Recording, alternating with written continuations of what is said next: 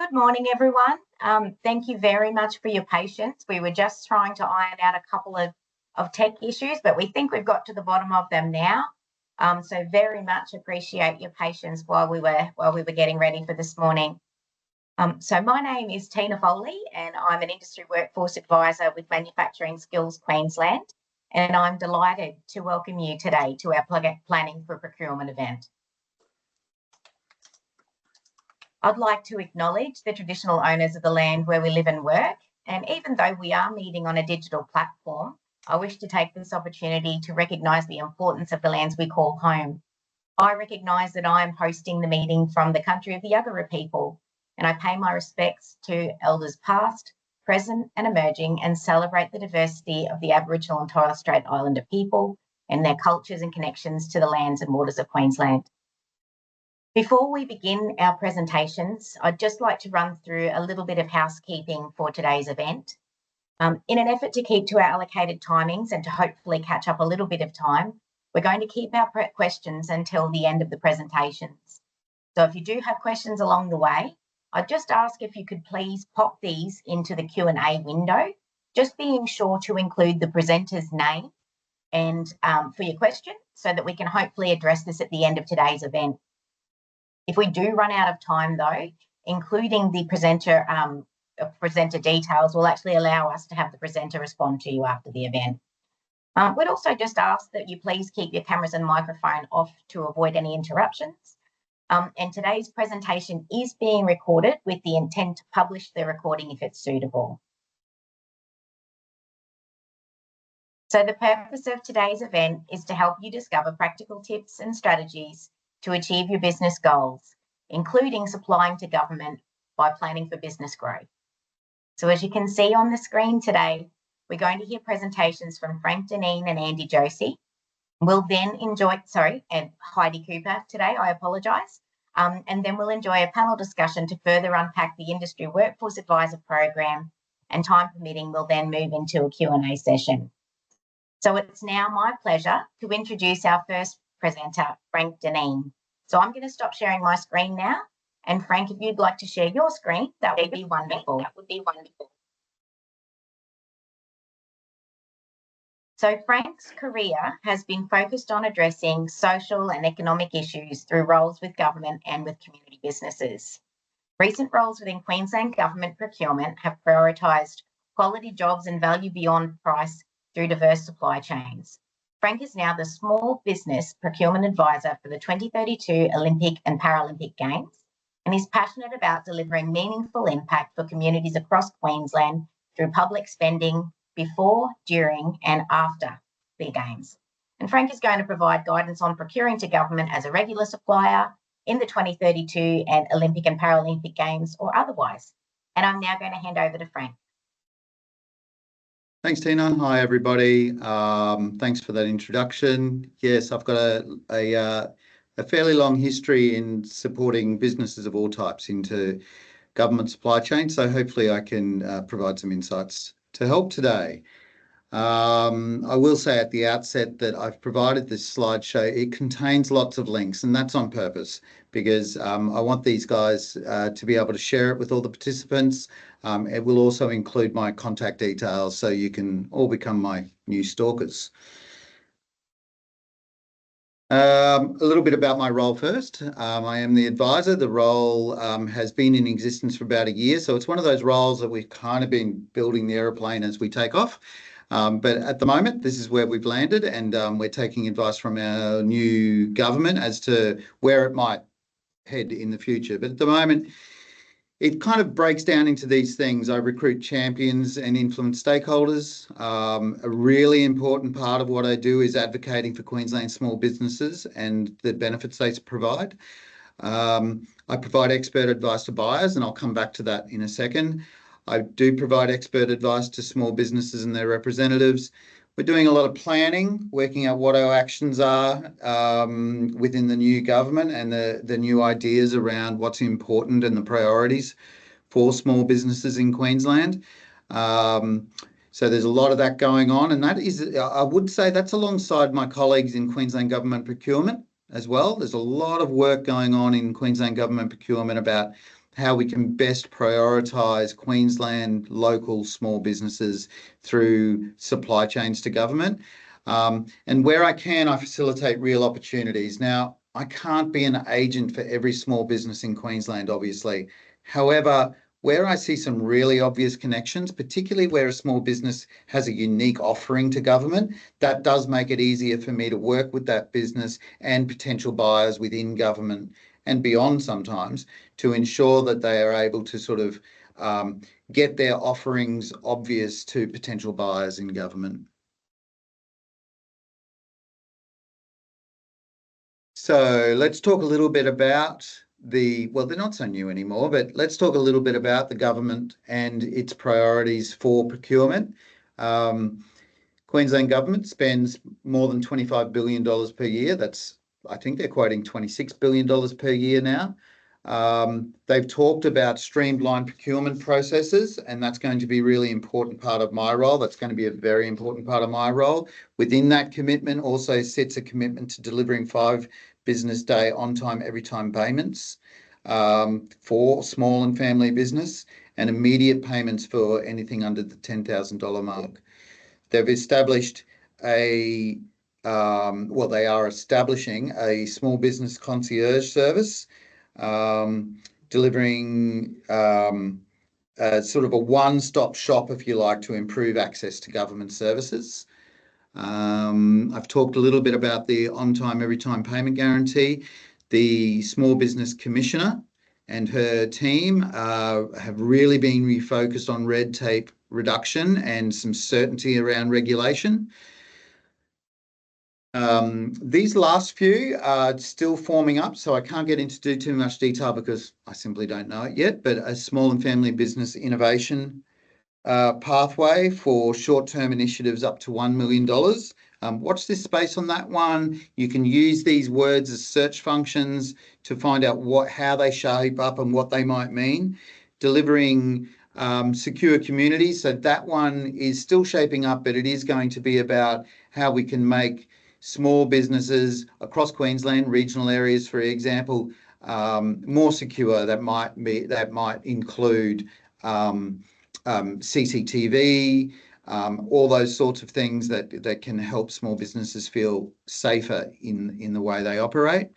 There's regional business gateways, which is a grants program for local councils, chambers of commerce and related organisations to operate business hubs throughout regional Queensland. And support, there's going to be more support for small businesses to take on apprentices. So look, they're the commitments that have been made during and since the election, and where myself and my colleagues across government, because they all sit within different areas in government, are working really hard to work out, well, how are we going to implement these commitments? And there's some really interesting ideas coming out of that implementation planning. Okay, this is a series of links, all right? And I'm not going to go through it in detail, but I can tell you there is a lot of support for smaller businesses out there. And that's why I've kind of made this a page of links, because rather than trying to tell you where to find them, I don't know, if you're anything like me, I find it easier to just click on links, get there and find what I'm after. It's not everything. So you'll see the last one there is the Business Queensland website.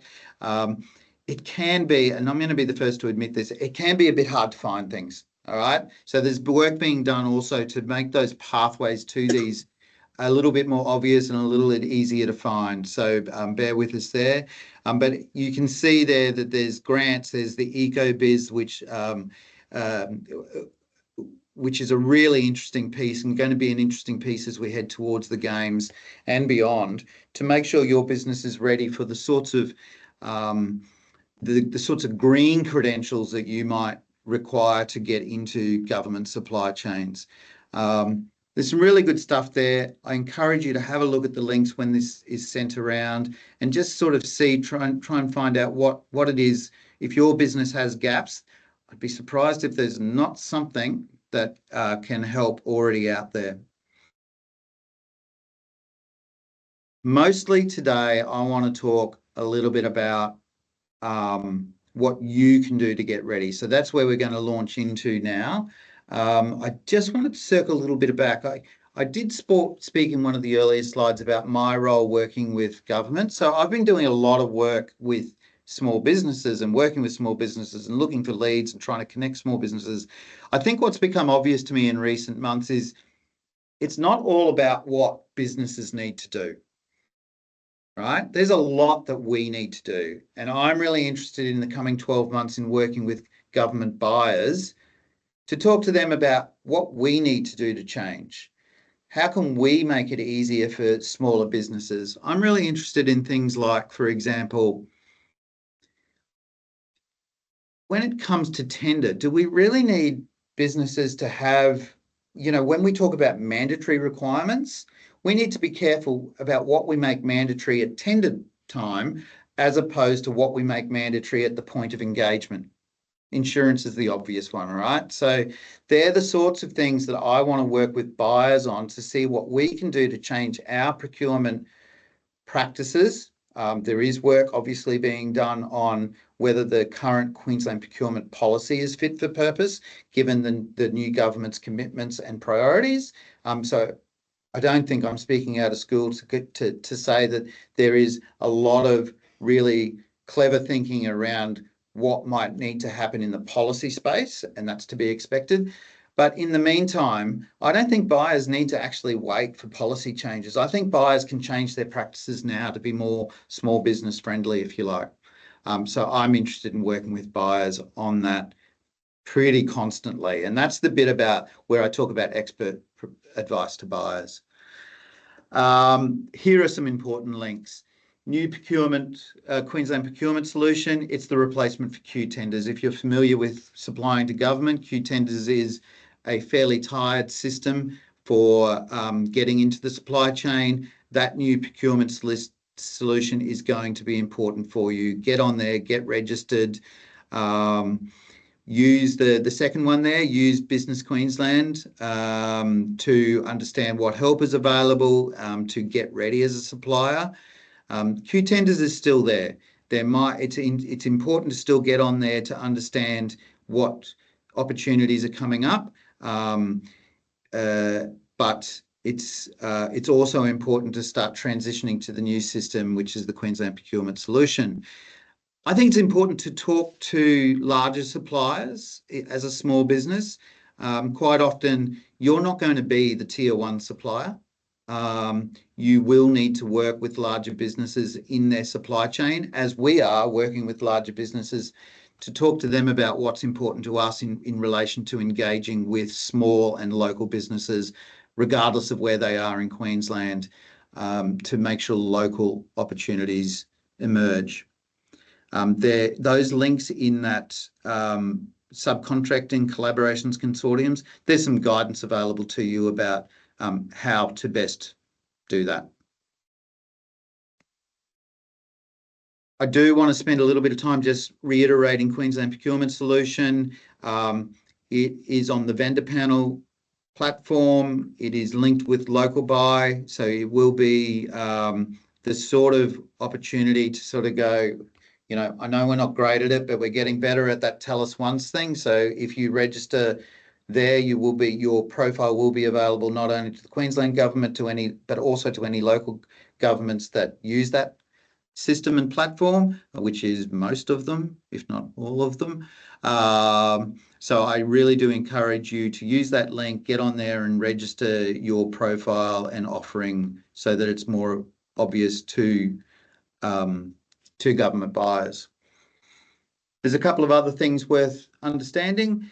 The forward procurement pipeline. Look, it's not perfect. It can be better. It is getting better, but it is a really interesting dashboard to use because it allows you to click onto particular regions to see what larger opportunities are coming to that region, which gives you an early heads up about who, what you might need to think about for those. I'm also working with state development on trying to create early links between large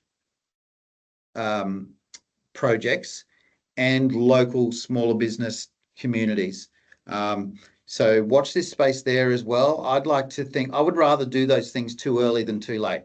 So it might be that we establish some events that try to connect tier ones and proponents or agencies that are putting these opportunities out there with local business communities. Sometimes it might seem to businesses that, well, you don't have much to tell us yet, but it at least creates an opportunity for tier ones, smaller businesses, and the proponents of those things to get together, to listen to each other and create relationships. Obviously, that would then need to be followed up with more detailed sessions afterwards. But as I say, better too early than too late. The Queensland Procurement Policy and the Strategy are important documents. They will remain important documents. It's very important to have a look at those documents to understand what's important to government. As I say, those things may change over time as we consider how we can best deliver on the government's priorities. It's also important to really understand your customer. So generally, tier one suppliers will push the customers' priorities through their supply chain. So if you're looking at doing a job for example, the Department of Environment, I think it's really important that you understand what's important to the Department of Environment. So you might go onto their website and use their language when you're talking to the department about opportunities. Unsurprisingly, for the Department of Environment, it might very well that they might be prioritising really, what can be done in carbon and green credentials and things like that. If you were looking to work with the Department of Communities, what might be important to them? It might be about domestic violence and what you do in that space. So really customise your offering to understand who's the department, what are their priorities, what's important to them, how do I change my language to fit with what they do?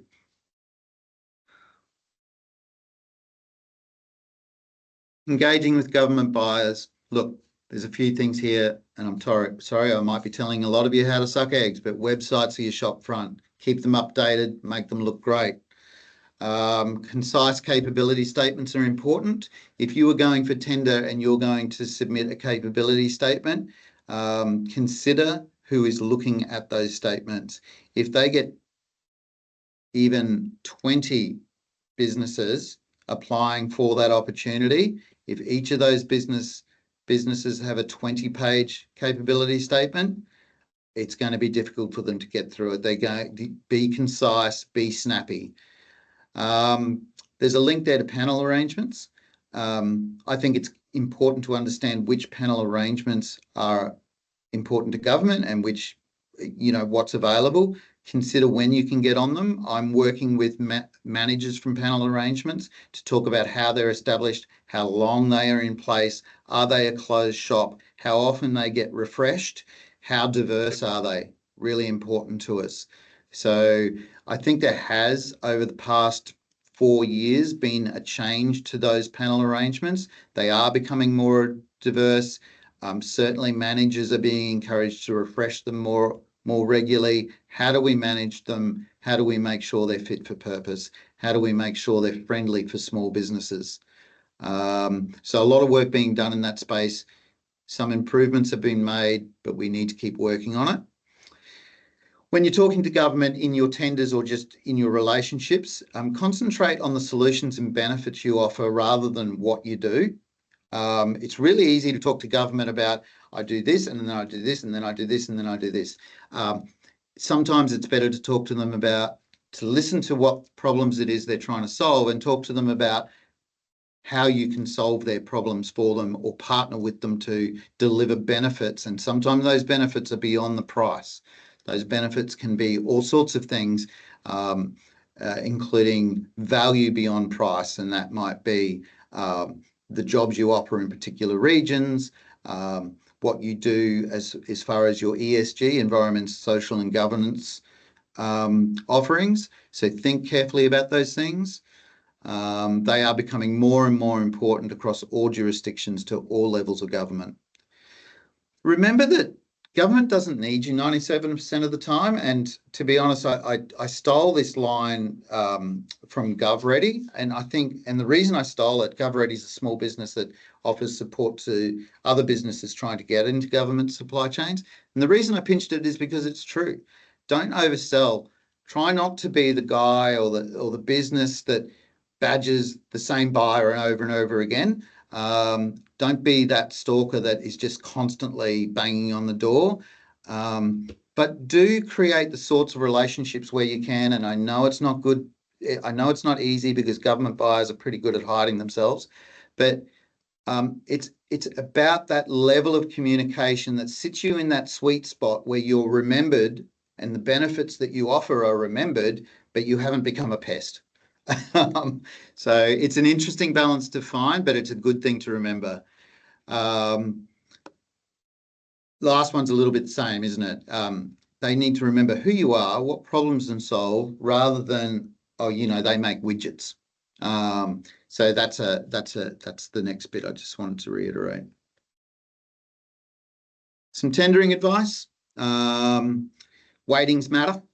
When you're reading a tender document, take very good notice of the weightings. If something is weighted at 30%, you might want to consider how much effort and detail you put around that.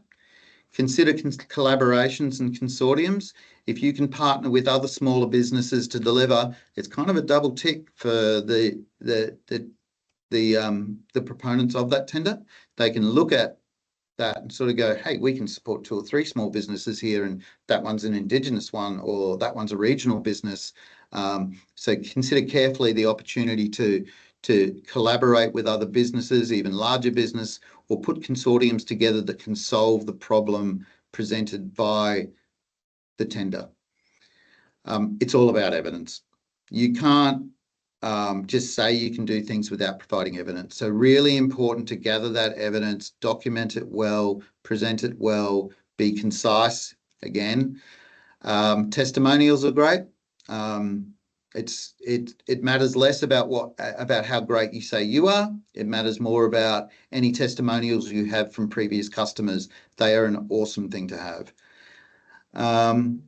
You would not believe how many tenders hit the floor rather than the desk because they simply don't conform. So take very special, and you'll see some advice there in that link, but pay special attention to what it is that would make your tender confirm. It can be as simple as word counts, right? Because if they get hundreds of tenders, the easiest way to thin them out is to get rid of the ones that don't conform. Value over price. I touched on this. Value can mean a lot more than just the cheapest price. If you do things that deliver on government priorities and agency priorities, make sure you put them to the front because they are really important to those that are assessing. Can't emphasize the last one enough. Meaningful feedback is gold. You need to get feedback. Buyers, it's important for buyers that they give feedback. So I'm working with buyers very carefully about the quality of that feedback. But be prepared. Do things like, if you want really detailed feedback, give the buyer or give that person an opportunity to prepare. Don't be afraid to send them, hey, these are the questions I really want to talk to you about. Send them early, send them a week before, so that buyer can actually go and do some homework about giving you quality feedback. Putting them on the spot at the meeting is not an ideal way to get quality feedback.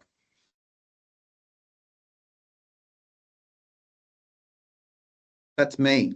And those links will be with you, and you've got my phone number there as well. I think I've squeezed that into time. I apologise if I've gone a little bit over, but that is a very fast snapshot of what is usually a longer presentation. That's wonderful. Thank you so much, Frank. There were definitely some very practical tips and links and advice in there for anyone who might be looking to actually procure to government. If we can get you to stick around, and that way, if there are any questions at the end that we can squeeze in, that would be wonderful. Just a reminder as well that if you do have any questions for Frank, please pop those into the Q&A window, and then we'll attempt to get them either answered at the end of the presentation, or we'll get Frank to respond to them later. Frank, if you wouldn't mind, just stop sharing your screen now. And now I'm also going to introduce our second speaker, Heidi Cooper. Heidi, if you could please open up your presentation, that would be wonderful. Thank you. So Heidi Cooper. Sorry, Tina, I think it was it Andy was going to put the presentation up? Fantastic. Thank you. On it. Lovely. Thanks, Andy. So Heidi Cooper is the CEO of Business Chamber Queensland and has dedicated her career to the advancement of business. She's a passionate advocate for the strategic growth of Queensland. Heidi is a member of the Queensland Leaders Forum Q 2032 Industry Advisory Group, Brisbane Festival Committee, St Margaret's Foundation Board and St Joseph's College Gregory Terrace School Advisory Council. Heidi holds several tertiary qualifications, including a Master of Laws, and she's currently completing a PhD at UQ Business School. And I'd now like to hand over to Heidi to speak to some of the resources and tools available to support Queensland small, medium enterprises with your business and workforce planning activities. Over to you, Heidi. Thank you so much. And hi, everyone. Welcome.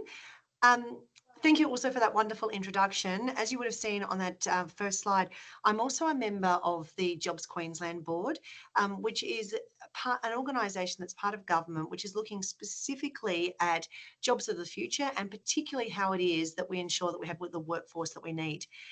As you heard in the introduction, I'm also the CEO of Business Chamber Queensland. So we are the state's Chamber of Commerce. We are an independent, not-for-profit organisation, and for over 157 years, we've been supporting businesses just like yours.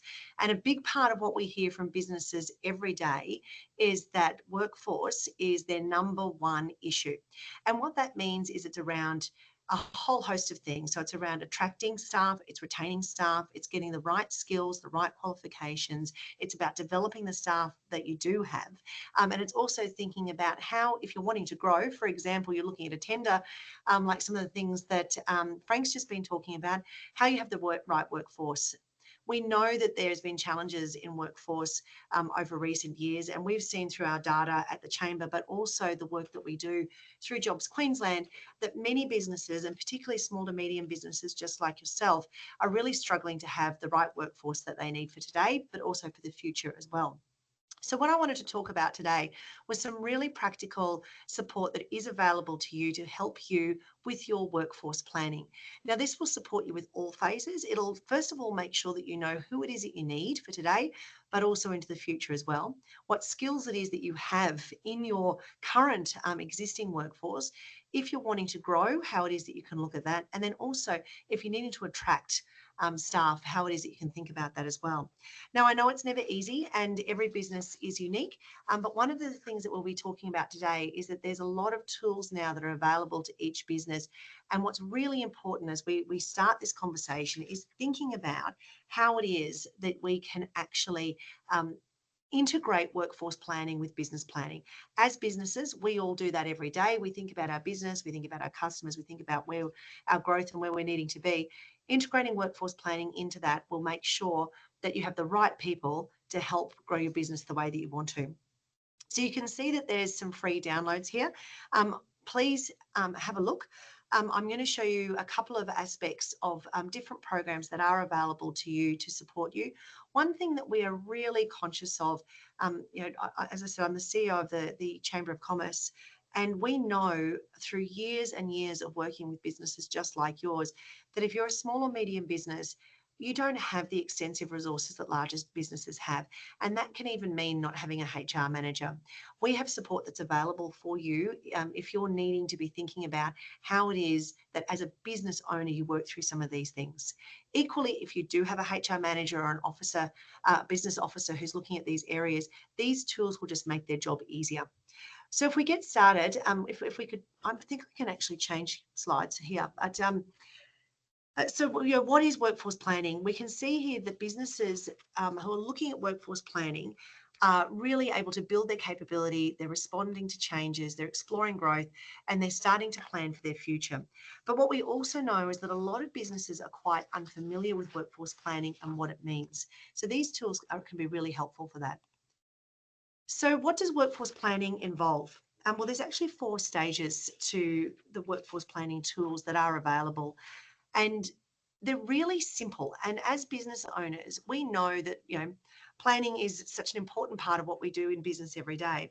But in thinking about this around your workforce, what you'll ensure is that you have stepped through all of the things that you need to be thinking at in a really comprehensive way to support your business. So the first part, when you're getting started, this will be really an exploratory phase, and it'll be looking at the information that you already have. So what workforce information have you got? How many employees have you got? What workforce information do you know about your diversity, their skills, their qualifications, and what type of skills do you think that you're needing to be focusing on going forward? The next stage is about gathering information, and it'll be really looking at your business goals. Now, this is really important because this is how you link your workforce with what you are trying to achieve from a business perspective. Looking at timeframes and trying to push it out a little bit. What's the next 12 months, 2 years, 5 years? What are the skills that you know you need today, but what are also the skills that you might need into the future? The next part will be looking at identifying solutions, and they'll be specific and targeted to your business.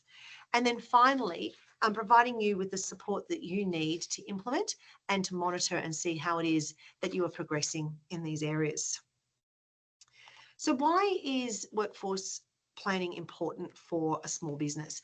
Now, I run the chamber. I run my own business.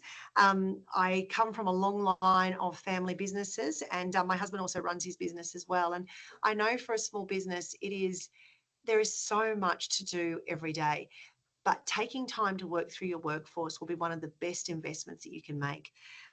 We know that it will reduce employee turnover and skills. And when it's hard to find the skills that you're looking for, we often say to businesses, the best thing that you can do is to work with the employees that you have.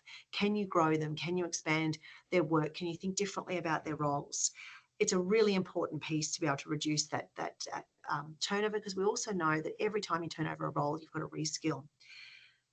It also enables you to identify any training and development needs for your specific workforce. You can also then ensure that you're attracting. So being clearer about who you are as a business, what your workforce offering is, will improve that attraction piece. And most importantly, it improves productivity. If you've got the right people in the right jobs, you're really clear on what their KPIs are, what they need to be achieving, you'll be able to achieve more for your business. There's also enormous financial benefits, business to your benefit specifically, and then also from a workforce perspective, you'll be a lot clearer on what it is that you're trying to achieve, so you'll have the right people in the right roles. So how do you make the most out of workforce planning? I've talked a little bit about this already, but it's really about integrating your business plan with your workforce plan. In doing that, in thinking around what does business planning look like, how are you operating, how you think about your marketing, and integrating with your workforce plan will ensure that you have a much more improved business outcome. And so that's for the reason why, both in my role at Jobs Queensland and then also in my role as CEO of the Chamber, we see this as such a critical and important part of what small businesses and medium businesses really need to be focusing on. So now let's hear from one of the products that is available to you. And we're going to hear from Dr. Wayne at the University of Sunshine Coast, who is going to talk through some of the business planning support that is available through the University of Sunshine Coast.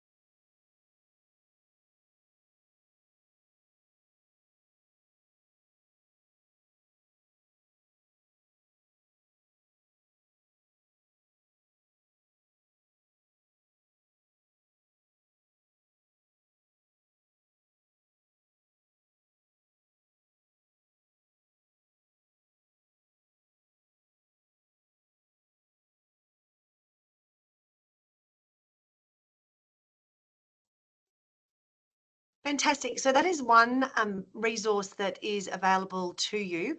I'm not going to move on to Jazz and Work. That could be a great option for us as well. But what I am going to do is move on to another product that is available to you, that is run through Business Chamber Queensland, again in partnership with the Department of Small Business. Now, this is a free program for all Queensland employers, and this is a very practical program which has been designed by the Chamber, so by business for business. And this is about ensuring that you have the workforce that you need to be able to not only deal with perhaps some of the labour shortages that you're looking at now, or some of the skills deficits that you're needing to fill today, but also that you've got the workforce that you need into the future. And you're diversifying your workforce, which is something that is really highly sought after, not only from an employer perspective around being an employer of choice, but also we know some of those tenders that Frank was talking about. It's really important to be able to demonstrate, diversity in your workforce, and this is a really good way to be able to do that. So I'd really encourage everyone. You can see the QR code here. It'll also be at the end. Please get your phones out, take a copy of this QR code. I'd really encourage you to get on. One thing I can assure you is that this is practical, business focused. The first thing you'll see is some case studies. You'll hear from businesses just like yours that have been through this program, that it's been really transformative. We have one case study on there of a business on the Sunshine Coast that was really struggling. They were sitting at about 3 or 4 employees. They thought they needed about another 1 or 2.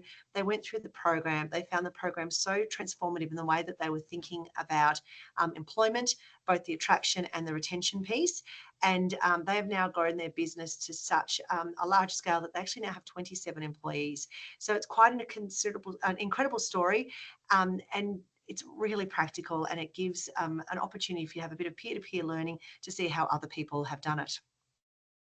So let's look specifically about how Workforce Evolve program works. We've talked a little bit about the opportunity that we're going to see ahead in the next decade and beyond. And we know that there is an enormous opportunity that we're seeing with the Olympic and Paralympic Games. There's obviously a direct economic benefit that will come from that as well. But we also know that there's job creation, there's predicted population growth as well. And we also know that like many parts of Australia and in fact the world, we're starting to see an increase in an older population as well. So what that means is we need to start thinking about what does the workforce look like, and how is it that we ensure that employers are ready to tap into the diversity of the workforce that we will see. Bottom line is if we think about recruitment, the attraction and retention practices differently, we can untap so much diversity in the workforce, and Workforce Evolve enables you to do that. So what is it that we hear from businesses is beneficial about engaging in the Workforce Evolve program? We know that businesses are now being recognised as an employer of choice. Now, this is a really fantastic thing for your employer brand. When employers are making decisions between when employees are making decisions around 2 employment offers, being an employer of choice is a really powerful tool for businesses to be able to refer to, and it's something that employees look for. We also know as well that businesses are saying that they're really able to plan their recruitment strategy and their workforce needs. This is critical around, as we've talked about, that period of growth that we're going to see between now and 2032. Really start to think about, even if that's your business is unrelated to the Olympics, but you can very much look at how it is that you can be thinking about this growth period that we're going to see in Queensland, and how it is that you can position your business to be successful during that time. And the other element is reviewing workforce sustainability. We know that sustainability is more than just the environment. We often talk about the social side as well. Workforce Evolve is an incredible program to support you with this. Frank obviously mentioned EcoBiz before. That is also run by Business Chamber Queensland, and I would strongly encourage anybody who is wanting to look at their energy, waste and water. You can reduce your cost in that space, but you can also improve your sustainability measures as well. Again, hop on the Business Chamber Queensland website and we have that program for free for you as well. But if we continue with Workforce Evolve, what does that look like? So Workforce Evolve is an online program with coaching as well. So the reason why we have coupled these two things is that we know that businesses, and particularly small and medium businesses, are busy people. We wanted to have information available 24/7 so that you can access it at any time that you need it. It is more than just looking at a PowerPoint online. It's a really sophisticated module program where you get supported through curated learning at any time that it is that you're wanting to access this information. You can see the 6 modules are very focused. There's business planning, there's employer branding, there's workforce design, how to empower your managers, change management, and employment essentials as well. So there's really practical information in there for you as an employer. We know that being an employer now is challenging because there's so much complexity around HR laws, IR laws, dealing with different elements of the workforce. These modules take you through step by step in a really practical way. As I mentioned, there's also free business coaching as well. So what this means is you don't have to do it on your own. We have coaches who are available to support you on your journey. And this is something that we hear from businesses, and again, particularly small and medium businesses, that's really important. For those of you who don't have either your own HR resources, or alternatively, even if you do, they're strapped, they don't have, a lot of time, we've got coaches there who can support you through the whole journey. And importantly, if you do complete all of these modules, you can become Workforce Evolve Verified. Now, like the Employer of Choice certification, this is a certification that we know employees are looking for, but we also know as well that it's a really positive thing to put in any tender applications that you're doing, because it says that you have taken the time as a business owner to think through your business plan, what your workforce needs are, and you've looked at the diversity of your workforce, and really it means you're an employer of choice. So a really positive verification to have. Similarly, with the EcoBiz program that we were talking about that looks at your energy, waste and water, if you progress through that program, you can become a star partner. It's also something that's recognised by the Queensland Government through the tender process as a positive thing for you to have been through, because you've looked at your sustainability qualifications, and you've also looked at how it is that you can reduce your carbon footprint. But we also know as well that bank managers look at it, customers look at it, and employees look at it as well. It's just another thing that you can have. It's a string in your bow that says that all of the multiple stakeholders that you have are looking at what it is that you are doing, and they know that as a business you have been able to look at sustainability both from a workforce perspective as well as from an environmental perspective as well. But you don't have to do it on your own. There's a lot for businesses to be thinking at, and these are free programs to help you. So this is just a summary of what the program involves. So there are the 6 self-paced online modules. There's downloadable resources and templates, so you don't need to create your own templates. We often have businesses say to us, what is an EVP? How do I create an employee value proposition? We have resources and templates to help you do that, and it's free. There's up to 6 hours of free business coaching. I have to say, I wonder how many times I can sign up, because I love the idea of having 6 hours of business coaching, and I'm sure you probably feel the same as well. And there's also specialist support from our referral partners. So we work with partners who are experts in their field or in particular areas of support, and they are available to help you as well. What that means is you don't need to go searching through thousands of websites. If you're looking for something specific, we can provide you recommendations on how to do that. So if you haven't done so already, please take out your phone, download the QR code, have a look, jump online, watch some of the videos, have a look at the case studies, register, because we can support you through what we hear from businesses, an incredibly challenging aspect of their role, which is managing their workforce, but also having the right workforce into the future. This is a very business-focused program. My team who will be taking your calls, being your coaches and supporting you through that, they're all, they're part of the chamber, they're part of business, and they're there to support your business. So what else is available? So you can look at each of these QR codes as well. You can see that the Queensland Government's been looking at subsidised training programs. Go onto that part of their website and you'll be able to see specifically what is available for you to be able to access. Similarly, the employment programs around Back to Work, Diverse Workforce Queensland, and then small business support, which is available through the Small Business Department as well. I'll just pause for a minute just to give everyone a chance to take a photo if they need to. Then finally, I just did want to let you know about some work that is done by Jobs Queensland, which is also really helpful for your business to think about skills, and that's the Anticipating Future Skills program. Projections. This is an extraordinary amount of work that is done by Jobs Queensland, and it's very much about anticipating the future skills of the workforce of Queensland.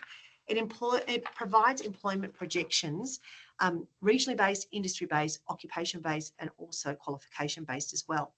Unlike other employment projections, the AFS series provides really detailed and segmented data in each of those areas, and it's based on the Australian Bureau of Statistics qualifications. It's an incredibly useful tool, and it's something that we hear from the business community is really helpful to understand either what's happening in their region or in their industry, but to also look at the types of qualifications where there's potential skill gaps, but where there's opportunity for growth as well. This data is free, so please make sure that you jump on the Job Queensland website and have a look at it.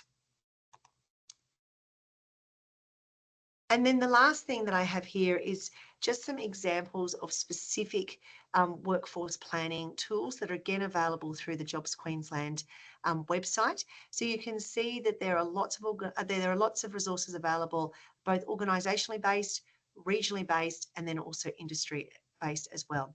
So anything that you're looking for that is needed for you to support you with your workforce planning, there will be something available for you. And you can stay connected with what is happening in Jobs Queensland by following their e-news, looking through LinkedIn as well. And I'd really encourage you to follow that because it's a really great way to see what's happening professionally and what's happening in your industry. And they also have an X feed as well. That's the end of the areas that I was wanting to share with you today. So I'll hand back over to Tina. Thank you so much, Heidi. That's been a very, very handy and helpful presentation with some great links to some really, really practical resources. And as an industry workforce advisor, I can say that I've worked through quite a lot of those, and the response from industry is very, very positive. Thank you. So just going to jump back over to our slide.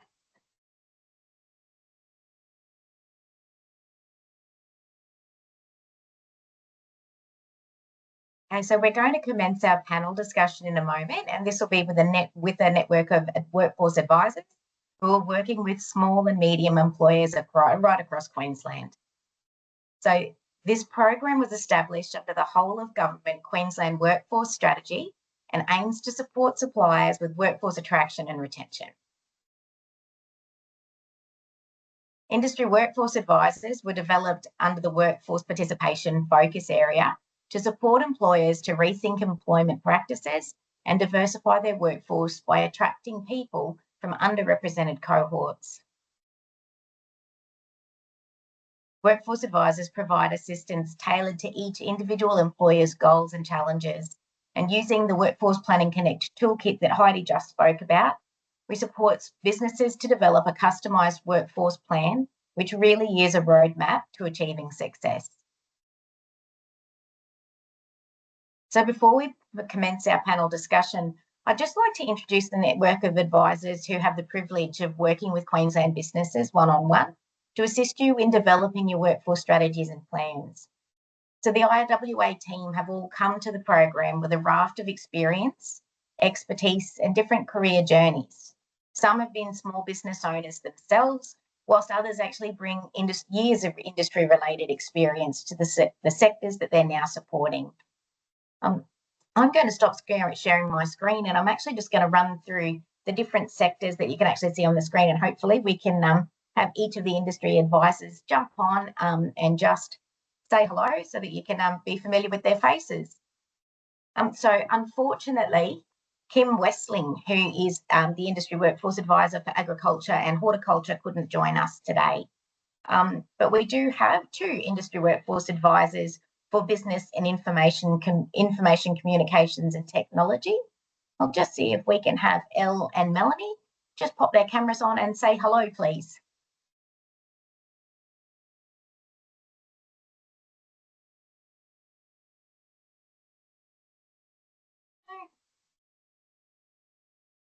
We might just... So sorry, Tina, we think Elle might have had to bump out. Oh, okay, no worries. Thank you very much for the update. Melanie, were you with us at all today? Okay. All right, in the interest of time, we'll just keep moving right along. So we also have our Community Services Industry Workforce Advisor, Stuart Coward.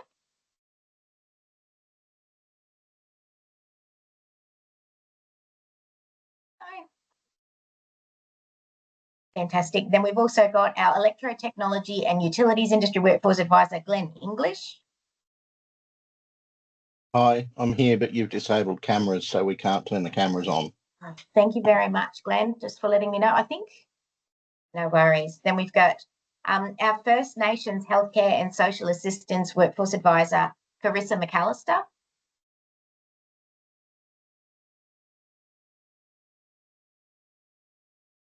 We also have Victoria Hanson, who is our Retail and Personal Services Industry Workforce Advisor. Hi, Tina. Hi, everyone. Thanks, Victoria. And then our Hospitality, Tourism and Events Industry Workforce Advisor, Mitch Ryan. Yeah, good morning, everyone. Thanks, Mitch. And so now we'll move on to our panel discussion. So I'd like to introduce our panel members. So we have Angela Horner, who has oversight of the HR support grant for small business. Morning, Angela. We also have Helen Metridge, who is representing Bettelec, which is a small business based in Ipswich who have used the IWA program to position their business to be a better future supplier on government contracts. Good morning, Helen. Morning, everyone. Morning.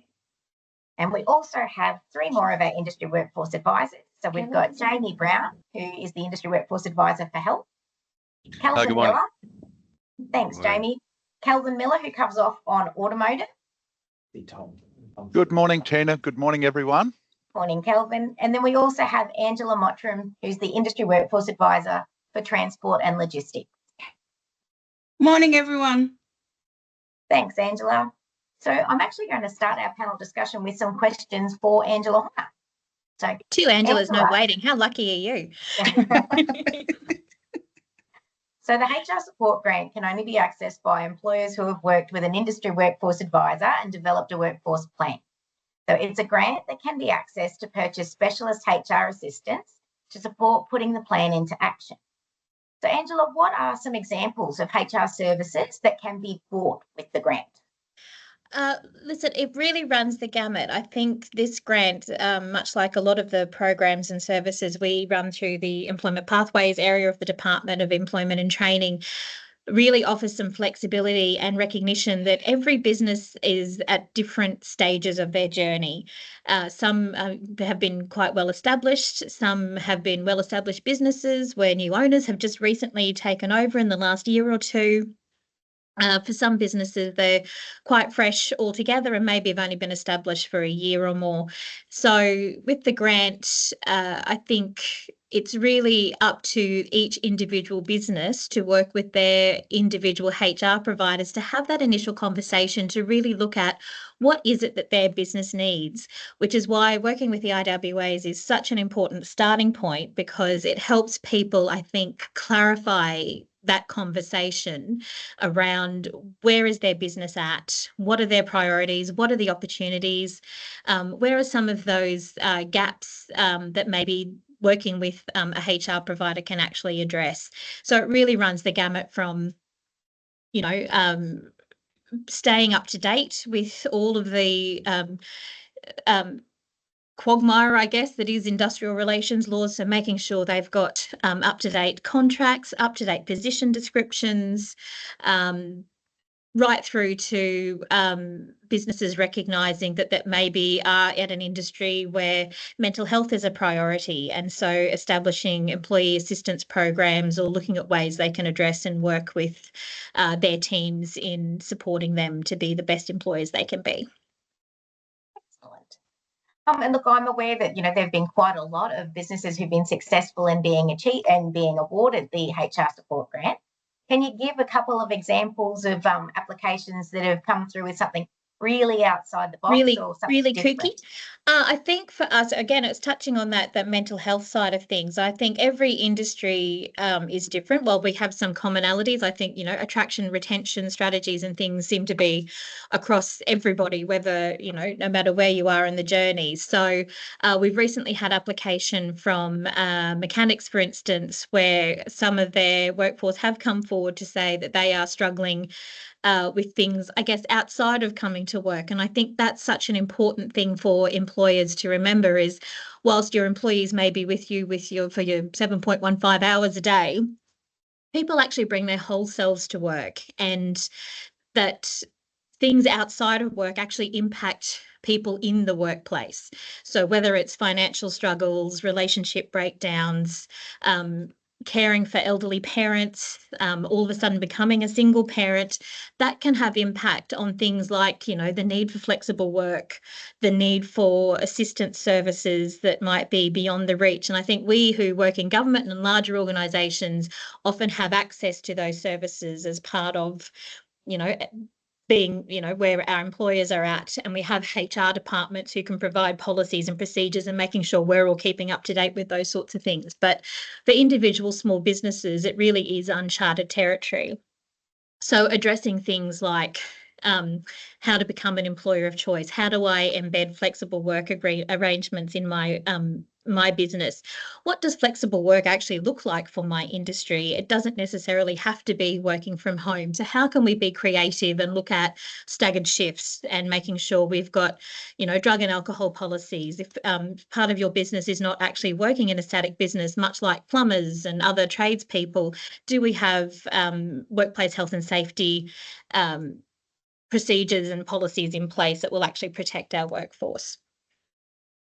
Angela, I'm actually just going to say that I had one last question for you, but you've been far too efficient and you've actually answered it. This is what I do. Common themes that you've actually seen, so I really appreciate that. Thank you. That's okay. Pleasure. Yeah, we might just move on now. If I could ask yourself, Helen, a couple of questions, please.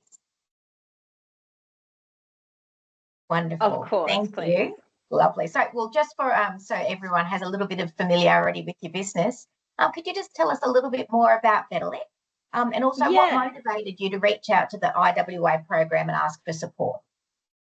Yeah, 100%. So Betalec is an electrical contracting company run by me and my husband. And I've actually just become a qualified electrician myself. So congratulations. It's been a journey. Thank you. It's been 4 long years. But I guess it's the truth is the reason we reached out to the IWA was because we had our first 2 years, we were really strong. We hit all our goals. We hired in 2022 and we totally stuffed it up. And it would be so easy to blame the employee, but it was really on us for not having that framework from a HR perspective to have, set out the expectations really clearly. And it really came down to, finding out a whole bunch of things that we didn't know that we didn't know.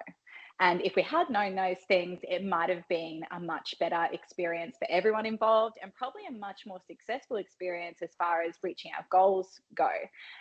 Thanks to the IWA grant, we were able to get on board with a HR advisor who helped us to get a proper employee manual, a proper operations manual, a proper platform where we could communicate everything to future employees. And the whole process itself was really supportive and is probably one of the biggest things that we did that gave us, the courage to keep going, keep trying. And we've actually just successfully hired another apprentice who identifies as Indigenous and really fits in with our goals. So, yeah. That's awesome. And were there 1 or 2 things that you probably learned as part of the process that you think will really guide you for your future business positioning? Oh yeah, 100%. It's about, employee involvement is one thing, but setting clear expectations is the most important. You want employees to be involved, but you also need to set up that framework and be super clear about who you are and your expectations for their conduct in the workplace. That's brilliant. Look, it sounds like you've had a really, really positive experience, which is so wonderful to hear. So from your perspective, is there any advice that you'd provide to an employer who's concerned about starting the process?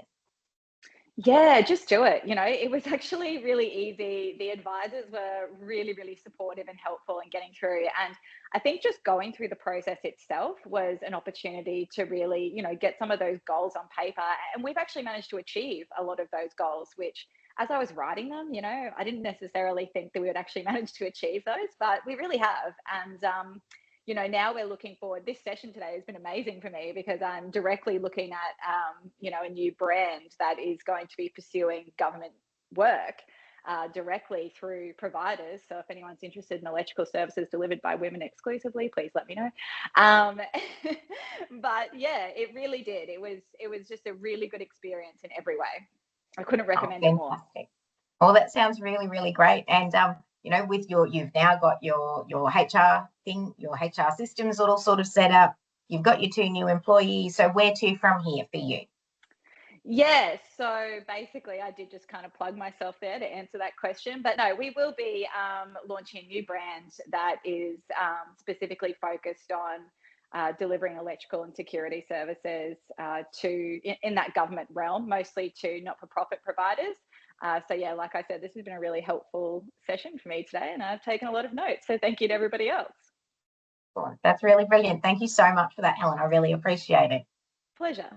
And so now we might move over, and we might direct some questions to the 3 IWAs that we've actually got on our panel. So I'm going to start with you, Jamie, if we've got you there. Sure. Thanks, Tina. Wonderful. Thank you.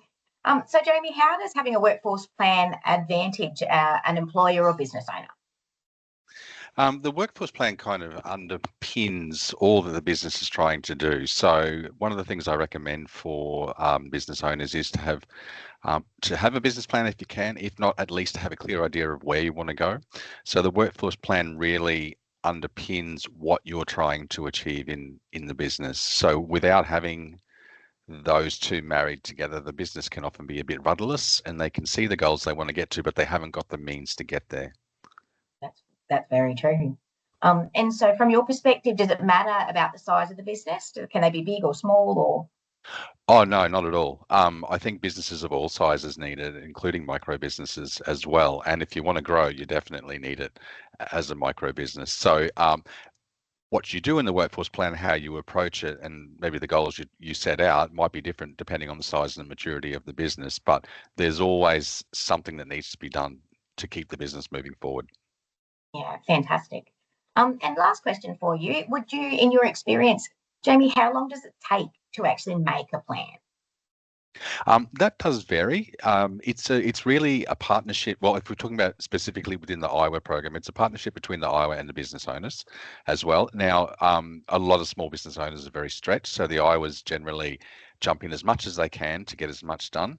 We do rely on the business owners to give us information about their business, talk about their goals, their business plans, because obviously they know the business far better than we ever will. Our job's to help them mold that. So that said, I can't give you an exact day or number. It does depend to a certain extent on the amount of input the business can provide and in the time. So we're not there to badge people and give them deadlines. We're there to work with them within the timeframes that work for them.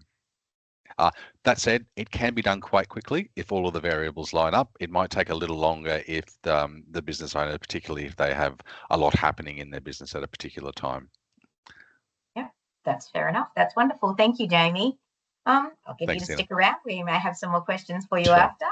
But now we might move on to Kelvin. Hello. Hello, Kelvin. Thank you. So what results have you seen employers achieve after developing their workforce plan? I'll reiterate what everyone else said, Tina. I've learned by just being a part of the panel here and the conversations that have been had. But probably my best example, I've been in the role now for 14 months, is a business that I went and saw through the program. And to be fair, it was an automotive business that largely he was stuck in his own ways. He had his head down in his business. He was a little bit negative on the industry in general, on his business. And we have so many in the automotive industry that are that way. So through gentle conversations, it became more and more advanced as, I suppose, the relationship built. This same business with 5 employees and someone who just did it that same way every day and never changed is now moved to a bigger premises. They have 7 employees. He's now got HR contracts in place, HR systems in place. And I can't reiterate enough how important that is when you're a business owner that is used to having your head under a bonnet, doing the basics. It can be a minefield for things like that. IR was mentioned before. It can be an outright minefield. And to see this business not only prosper, but with the attitude of the business owner and for his attitude towards the future of the industry, completely do a 180, it's fantastic to see. Oh, that just sounds like such a great outcome, and what amazing growth he's actually managed to achieve. In a short period of time as well. Yeah, he's recognised, sorry to butt in there, Tina, he's recognised other opportunities through opening, being able to step back and have a look at what's around him. So yeah, it's been awesome to work with him. So I guess then we've spoken a little bit about the positives. What are some of the risks to a business if they don't go about implementing a workforce plan or looking at that structure? Sure, you could almost marry that what I just said into, I suppose, the next question, and that is, you can cruise through business life, and sometimes you can be just lucky enough that everything falls into place. But if it doesn't, what are the risks? That, it can be leasing issues. Have you got that sorted? Do you you don't wait for your lease to come up or you get a 3-month notice to go, hey, you need to sort another lease. Those conversations and looking around for opportunities, it goes into many things. Staffing, do you know where you find your next staff member from? Where are you looking? Not having a clear progression plan for staff. Those things, there's so many, and I mean, a lot have been covered off on today, but employment contracts, IR laws, all those things are such a risk and so difficult to navigate for especially micro to small businesses. But they're the risks. And gosh, I think I've touched on about 10% of them. We know that just goes on and it makes it so difficult. But if you take care of the very basics, things can open up. Lovely. And my last question for you, Kelvin, from your perspective, what's the first thing you recommend a business owner do to get started? I always take a very softly approach, Tina, and that's largely because I don't come from an automotive background. I love the automotive industry. I come from a small business background, and I make sure that that's well known. Firstly, I'm not trying to tell them how to run their business. I think it's such an important thing to not walk in like you have all the answers. The first thing I do is listen. What should they do? Look, I'm such a believer, and cliches sometimes can be really boring, but I'm such a believer that take a step out of your business and look back in. What is your business offering to the customer? Is it appealing? Is the business clean and tidy to staff? Are they well presented and friendly? Is your website up to date? All those things, I start there and then we get into the deeper conversations later on. But it's just about trying to get that business owner to go, I'm not that smart aleck that knows everything. What I want to do is I want to help, and I want you to identify where we can start the process and then move forward from there. Well, that's a really great approach. Thank you so much for that, Kelvin. My pleasure. Stick around as well in case we've got some more questions. Sure. But we might pop over now to Angela. Have we got you there, Angela? Yes, I'm here. Wonderful. Thank you. So from your perspective, what are some of the common pain points that you've actually observed from a workforce or team perspective for the businesses that you've worked with? I think that attraction and retention are probably the two big ones. And, we talk about this amongst ourselves as IWAs. We see it across all sectors. And then productivity, I guess, would also come into it. Also have a lot of conversations around communicating across generations within the workforce. We're starting to see now, we've got a few more Gen Z coming in, and there is a different style of communication. But I guess the big one would really be people are busy working on their business. I mean, in their business, not on their business, and not having that HR confidence around their processes, feeling a little bit, you know, not being aware of the risks or knowing what the risks are and having that niggling in the back of their mind that, yes, I need to do this, or I know I should be focused on this, but not knowing where to start. And the IWA program really helps with that because, you know, as Calvin was saying, you know, we customize our plans, we talk to you about your business, we talk to you about what your goals are, and really help you kind of I guess, design a plan forward that works specifically for your requirements, for what your goals are, and for your location as well. And I think the beautiful thing about the program is that we're all industry specialists. So, you know, every sector has its own unique challenges and opportunities. And we can help navigate those with you. You know, it's a partnership. I see the IWA program as a partnership. Yeah, so those are probably, you know, the big ones are around that attraction and retention. But with building a workforce plan, you're really able to customize it to whatever your particular issue is. Yeah. Brilliant. And so I guess speaking about that, and Frank has actually shared some resources and things with us, and Heidi actually spoke to some of the tools as well. And like you mentioned, there are a lot of industry specific supports that are available that a business can actually pop into their action plan. What are some of the other resources and programs that you've actually been able to share with the businesses that you've worked with to support their action planning? Sure. So, I mean, a big one would be I'm a big promoter of the UNSC micro-credential course. I find that really helpful for some of the sort of medium and larger businesses that maybe have someone who's in a HR function or a dual HR role. It's a really good way for them to upskill their staff.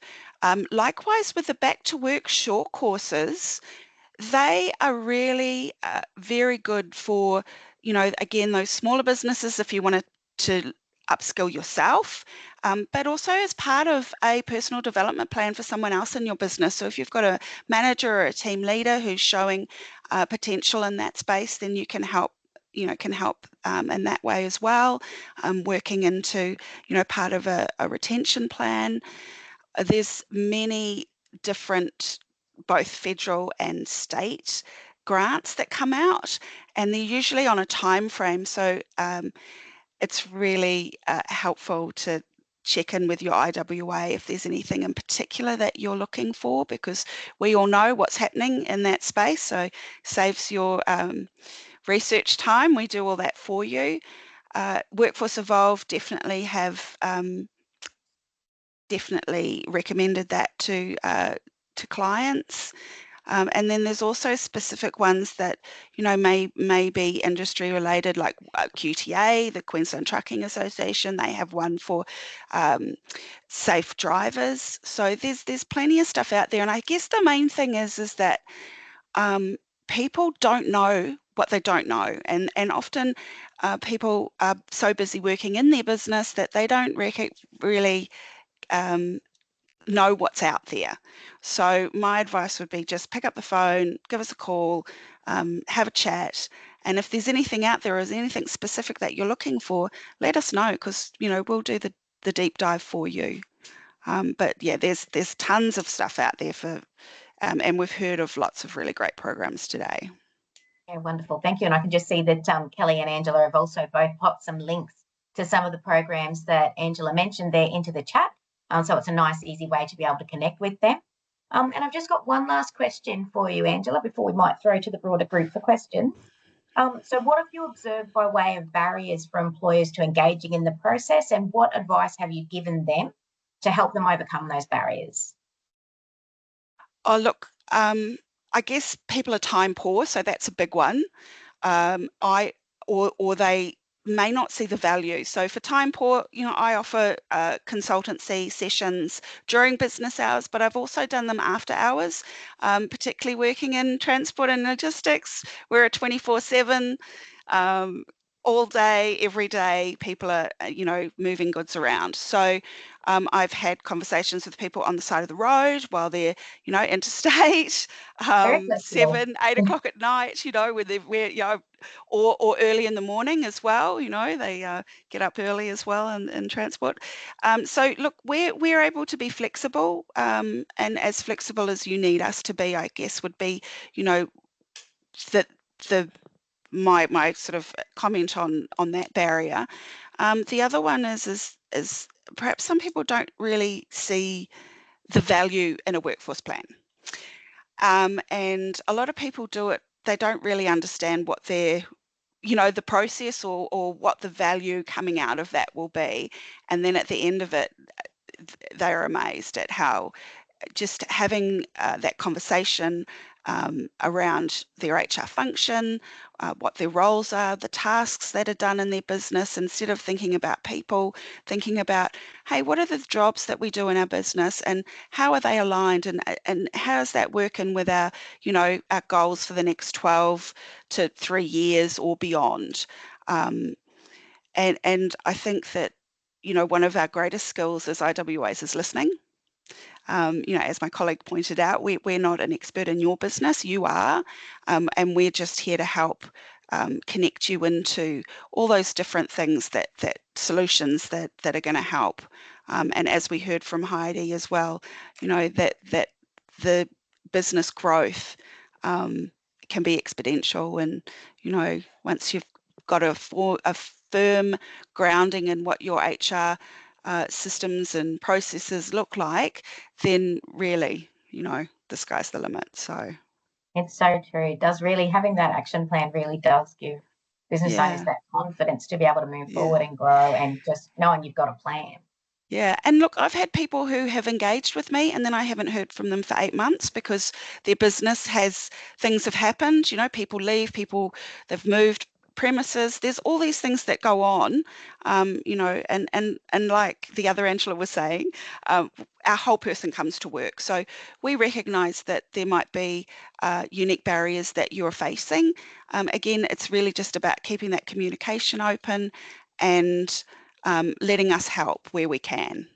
Yeah. Oh, that's fantastic. Thank you very much for that, Angela.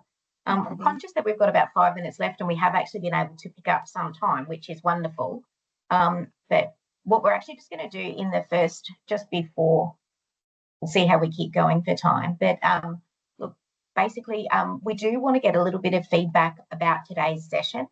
So if we've got, so first of all, I just want to thank everyone on the panel so far who've actually been able to provide their insights and experiences with us.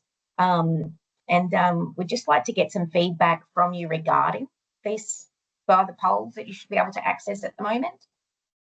So the first question is how you heard about the event. So whether that was from a Business Queensland newsletter, whether it was from a colleague or just from the Business Queensland website, anything that you can share would be great.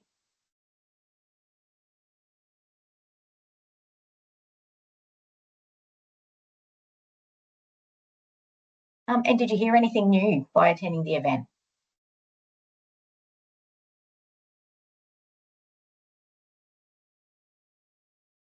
Was the information useful to you?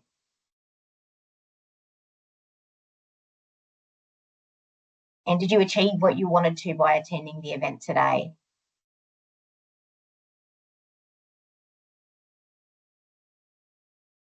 And if there are any other workforce topics of interest that you would like to like us to think about for future events, if you could share those, that would be wonderful.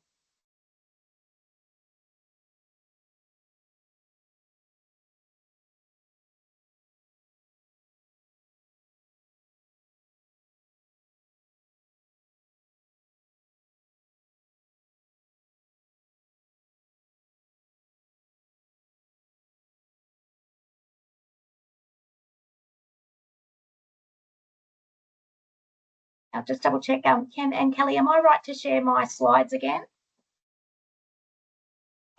Yeah, I think you're good to go, Tina. We did Beautiful. just have one question. We wanted to see if Andy or Heidi was still online, just to talk about eligibility for the UniSC business micro credentials. And the question in particular was about not-for-profits being able to participate or enrol for that. That's okay? Oh, thanks, Kelly. That's great. Pleasure. Yeah, hi, I am online, but I think that will need to be a question that goes to USC. I think that would be probably the quickest and most efficient way to answer that question. So maybe that's something we could take offline, and a Jobs Queensland member could get that back to the person who's asking the question. Absolutely, Heidi. Thank you very much. We'll forward that on and come back to the participants.